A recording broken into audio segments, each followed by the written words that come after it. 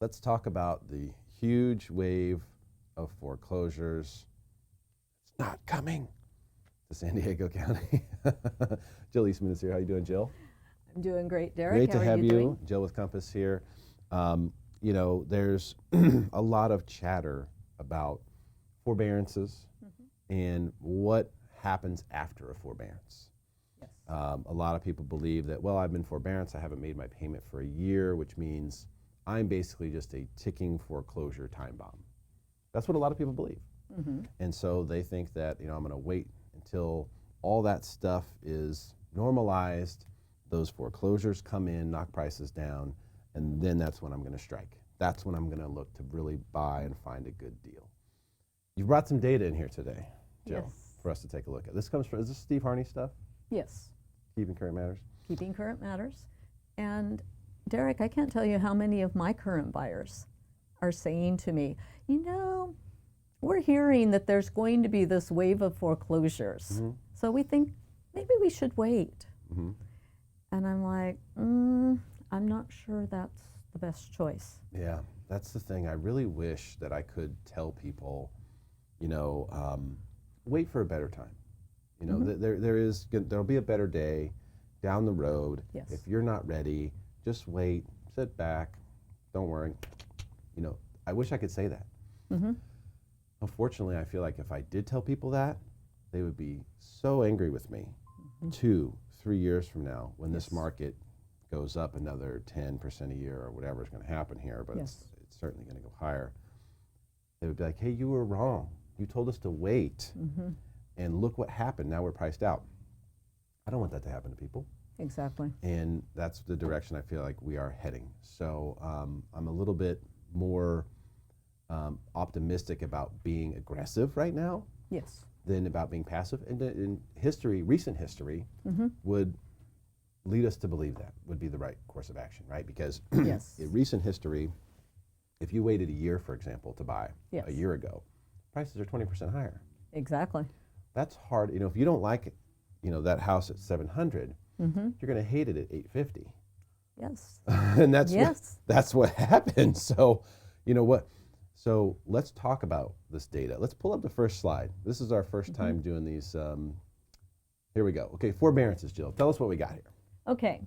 When you take a look at this slide, of course, when we first went into COVID, all the news on the media, there's forbearance for those of you that have been affected by COVID. And many people decided, okay, I'm okay right now, but I don't know what's going to happen, so I'm going to go ahead and go into forbearance. Take it. Yeah. And you can see in May of 2020, we had 8.47, about 8.5% of all the mortgages in America in foreclosure. Forbearance, yeah, which is In forbearance, thank you, not foreclosure. Which is a huge amount. That is a very, very big amount. I mean, this is millions and millions of mortgages. Exactly. In forbearance means we're not making a payment now. Yes. The bank knows, we're being forthright with them. They've agreed to give us some relief on the payment, and we're going to work it out later. Yes. Either we're going to pay them back and get caught up, or they're going to take that and stick it on the end of the loan.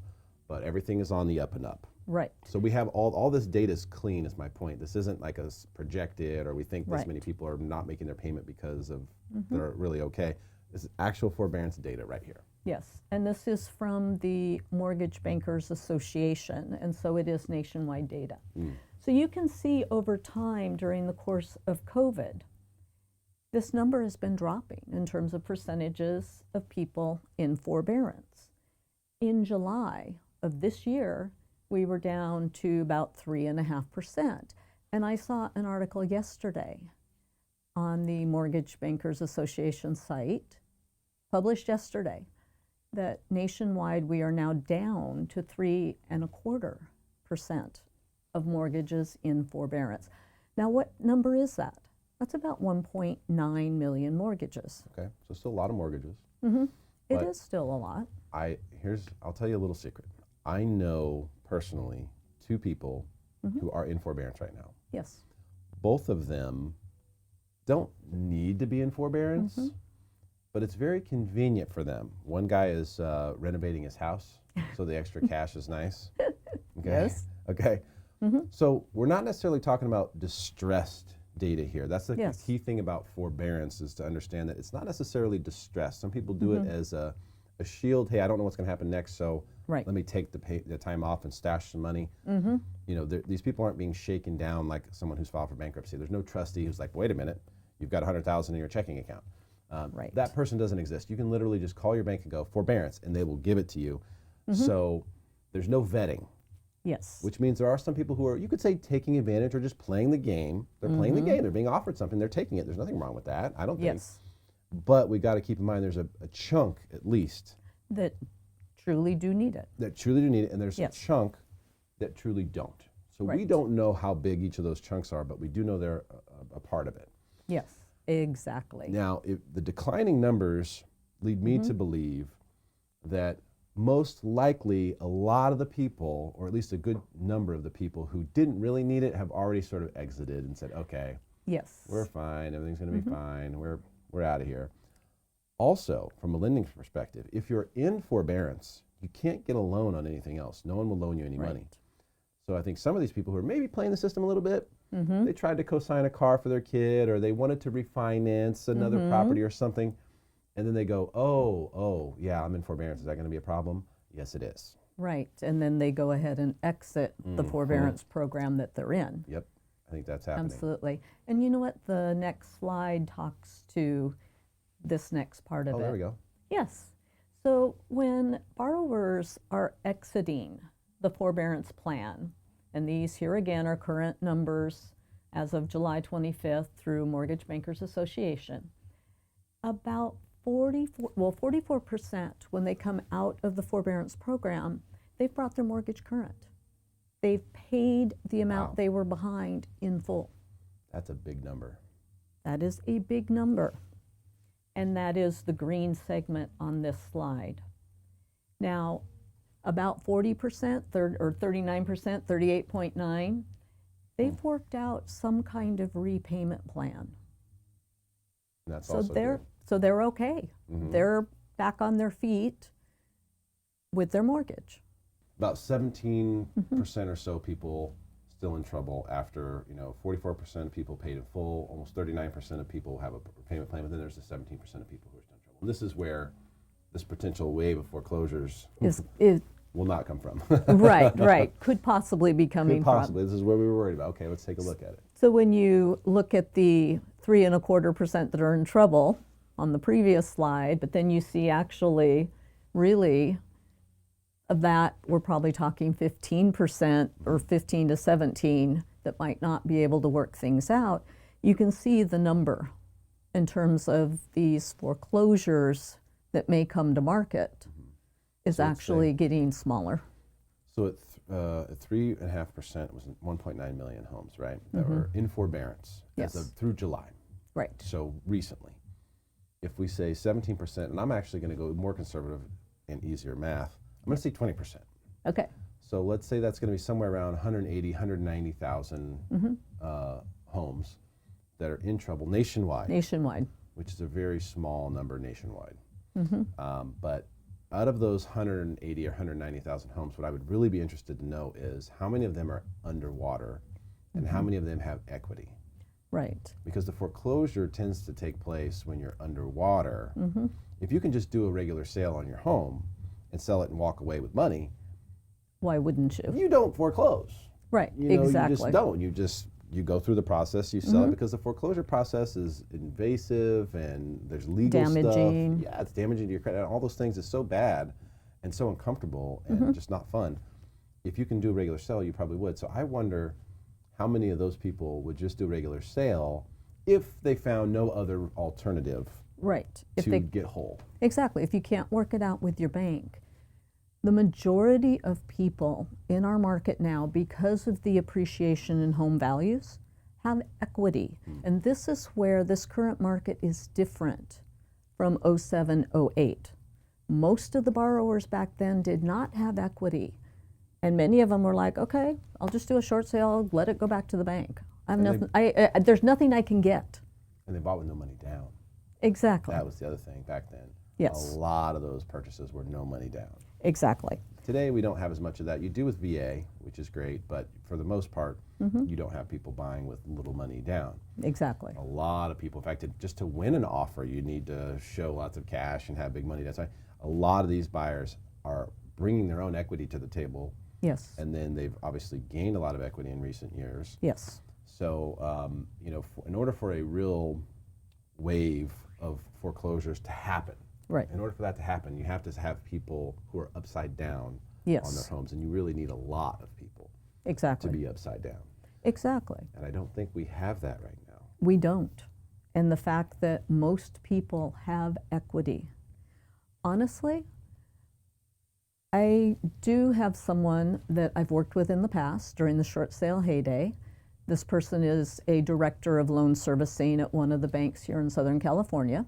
He and I were messaging on LinkedIn at 12:30 this morning. And on some of their borrowers, they may reach out, and from what I understand, other lenders are doing this as well. They'll reach out to their REO agents and say, this person over here at ABC Main Street may be in trouble. You might want to reach out and see if you can help them sell, because they can sell. I mean, the lender doesn't say this, or the servicer, but they can sell now and be okay. Right. And we won't have to have that come back as a bank-owned home. Right.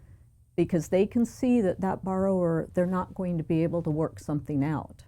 So there's a certain percentage, probably very small, but there's a certain percentage of that going on as well. Nice. So That's good, because that means that the bank is getting ahead of it and they're trying to actually help the customer exactly. make a smart decision, not get a foreclosure attached to your credit report. If you're missing mortgage payments, that's already doing a lot of damage to your credit. Yes. Really want to try to avoid that. So what's nice about forbearance is that it doesn't hurt your credit, Right. but if you can see no light at the end of that tunnel, then it may make sense to sell and just sort of reevaluate, just hit the reset button and go, okay, we got some money from this sale. If you've lived in the home for 2 years or more, you don't have to pay any capital gains tax, Right. Which is incredible. Well, up to a certain amount, $250 Right. for single, $500,000 for a couple. Yes. So you have a big amount of windfall profit that you can take tax free. For a lot of people, that's enough to restart, start over, figure it out, what's next.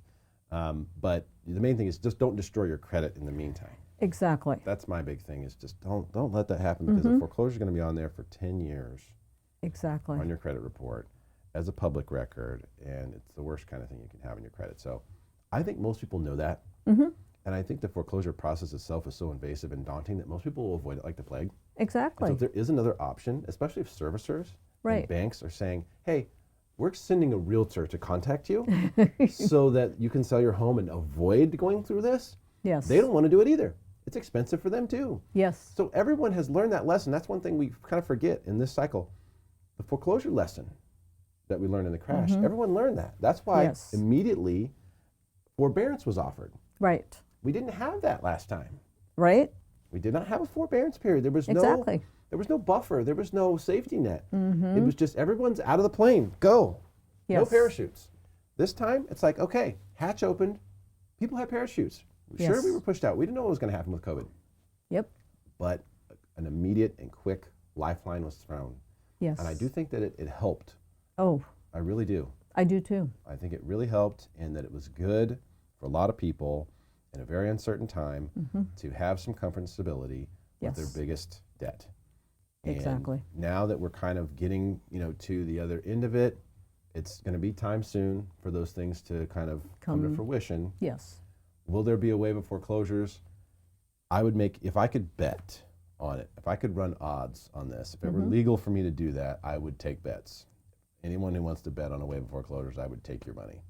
I would gladly take that bet, because there's too many things, way too many things that point to a dramatic outweigh of demand versus supply.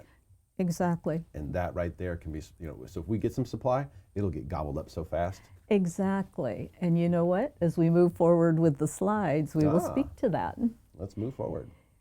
If any of you are familiar with Realty Track, they do a lot of servicing in the foreclosure industry, the information on that for people to access. That's how they make their money, is with foreclosures. Interesting. And he has recently said, while some borrowers will not be able to recover from the financial distress COVID inflicted on them and will face the choice of selling their home or losing it to foreclosure, there won't be enough of those properties to fix the supply and demand imbalance in the market. And they shouldn't need to be sold at so much of a discount that they'll impact prices in any given market. Concerns over foreclosure increases have been wildly overestimated. This is coming from someone that makes his money on foreclosures, or the company. That's what they do. So why would they say that? Well, only if it's true, and that's what their real opinion is. I'll tell you though, there's been a massive wave of influx here on YouTube of real estate crash videos. Oh yes. People are addicted to them, obviously, because people keep making them. They're getting tons of views. Yep. Everyone, it's like people want the drama or something, or they want to see the real life soap opera. I don't know why people are watching these videos, but there's something about it that draws people's attention to it. And the YouTubers, the clickbaiters, you guys, you know who you are out there. I don't know which camera's on me, but you guys know who you are. And they're making these crash videos and they're saying all these outrageous things. Now, let me put it to you this way. San Diego's always been a different market. Right now, this frenzy that's going on is happening everywhere. Yes. It's not just here. So we can't even say, well, it's just San Diego because it's so beautiful. Right. No, this is so macro that it's happening literally everywhere, including Missouri, where I've been trying to buy investment properties all year and can't get one. Yes. So for us to have a problem, it's definitely going to show up somewhere else first. Listen, San Diego, we will get a warning shot or 2 or 3 or 10. Right. We'll know. We'll see things start to crumble in the Midwest or some of these places that are less desirable. Yes. We will be able to see that happen first. Nothing like that's gone on. No. And just as far as the eye can see, we have not enough homes for sale, way too much demand, and higher prices are coming. Exactly. One thing these slides don't speak to is that there are somewhere around 72, 73 million, not baby boomers, that's my generation, millennials.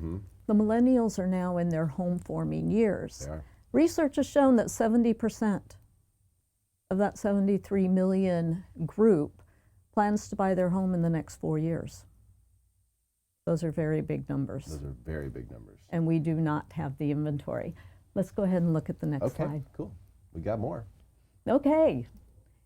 We would need an additional 432,000 foreclosures to just make up for the last 2 years. When you look at this slide, it's showing you in 2017, and this is nationwide, this information comes from the feds, we had 314,000. This is mind-boggling. Foreclosures. In 2018, that dropped to 279,000. In 2019, 277,000. 2020, we were down to 129,000 foreclosures. And this year, because of the moratorium and the forbearance plan, we're down to 19,000. So we just have basically no foreclosures taking place.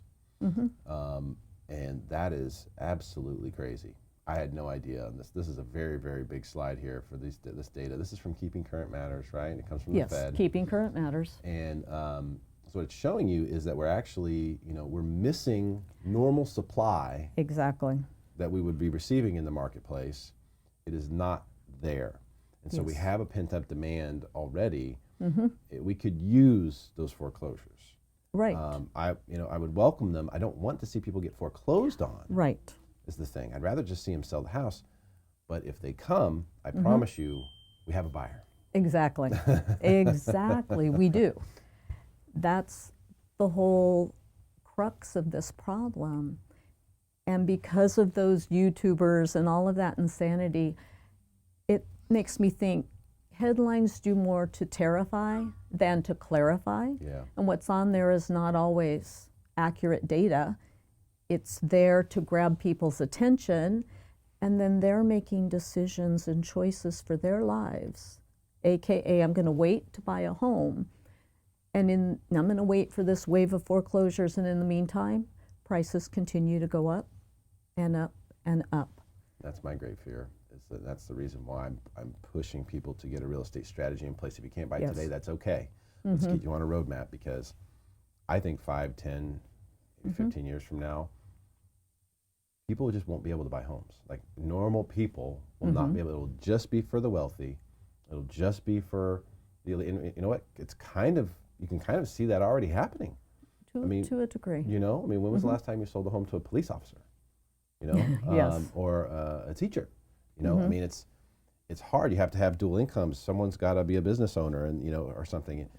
It's gotten to that point almost now where you really need to be in good shape, good financial shape to buy. So imagine if that keeps getting worse, how many people will get locked out? Right. I just don't want to see that happen to people. I think everyone deserves to own a home and should own a home. Yes. It is the cornerstone to a solid retirement strategy, is to own your own home, and that's why we obviously promote it. Exactly. And we can answer any questions that people have regarding this. If you'd like copies of these slides, our contact information is in the description, so you can just reach out to us. We'll send you a copy of these slides, so you can see for yourself. You can do the research, you can back test it, you can Google it, you can fact check it, do whatever you want, and see that the information we've given you here today has been true and accurate. Jill, so great to have you here today. Thank you for so coming. much for having me. It's been great. to see you. Tremendous information. Hey, share this with your friends. Let's help make them smarter than everyone else.